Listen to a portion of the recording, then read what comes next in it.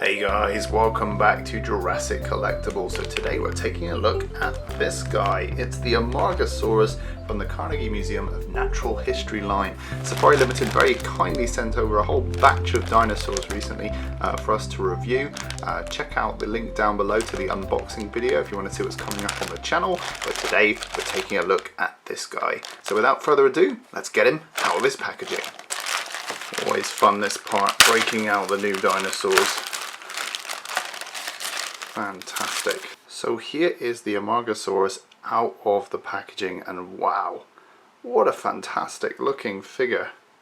The detail is absolutely stunning on this thing, and I really love the colours going on in the paint scheme. Now wait a minute, that reminds me of someone.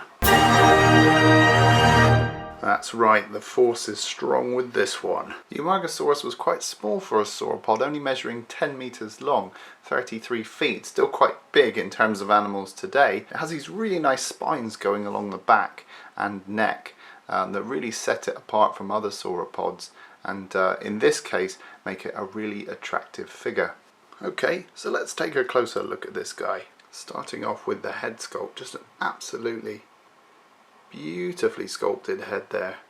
Really nice and realistic looking, and the colours are just fantastic. The finish on this thing is amazing. I love the way they've got that really nice coat of gloss on the eye, giving it a really genuine wet look, and just a really convincing sculpt. And it's such a small figure. I mean, if I bring in my fingernail here, you can see how small this head sculpt is, and yet they've packed in all this detail. Really beautiful. And as we move down the neck, you can see more of those spines. Beautiful coloration, and it was theorized that these spines were joined in one big fin, a bit like the Spinosaurus, but actually that was dismissed and proven to be false. So they know for certain that they are individual spines along the back. Really nice creases going on here in the leg. Beautiful scaling across the body. They really have packed in a lot of detail. And you can see there it says Amargasaurus on the bottom. And I love the coloration of the spines as well. I have to say, in terms of the colour scheme for this one, it's really naturalistic. You can see the individually painted toe claws there.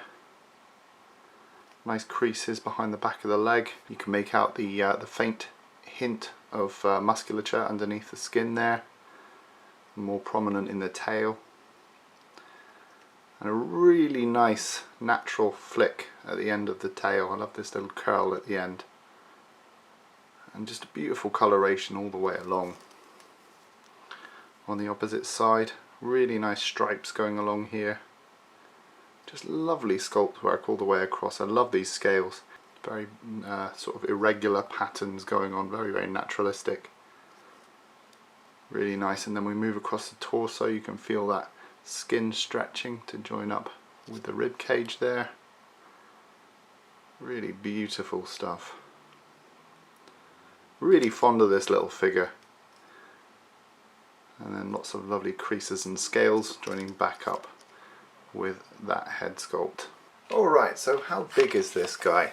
You're looking at about 8.5 inches long, so about 22 centimeters, and in terms of its height you're looking at about 3.5 inches, which is about 8 or 9 centimeters. And here is the Amargasaurus next to the recently reviewed Carnotaurus from the same Carnegie Museum of Natural History line, and you can see that the Amargasaurus comes up just above the knee of the Carnotaurus, and this is a fantastic figure, wonderfully painted. If you haven't seen the review for this one, the link for this is down below, but you can see how small the Amargasaurus is, but it packs such wonderful detail, and it really does scale well with bigger figures like this one. And here's the Amargasaurus next to the sea-dwelling ammonite. Again, we have recently reviewed this figure on the channel. Link to go and have a look at the ammonite is down below, but you can see the Amargasaurus figure comes just up to about the same height as the ammonite, and obviously these two aren't to scale. This is just to give you an idea of how big the actual physical figure is. And lastly, here's a fellow long-necked dinosaur. It's the Brachiosaurus from the Carnegie Museum of Natural History line. We have reviewed this one on the channel. Link is down below if you want to go and see that one.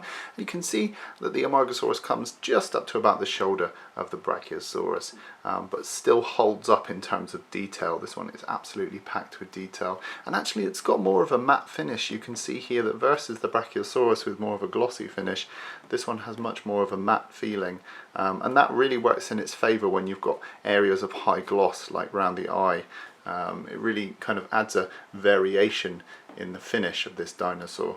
So there we have it, guys. That was today's look at the Amargasaurus from the Carnegie Museum of Natural History line by Safari Ltd.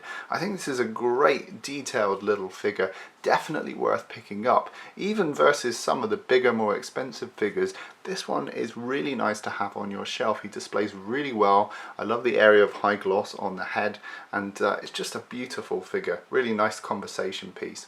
Okay guys, let me know if you'll be picking this one up in the comments down below, or if you already own him, let me know. In the meantime, rate and subscribe, and I'll see you in the next video.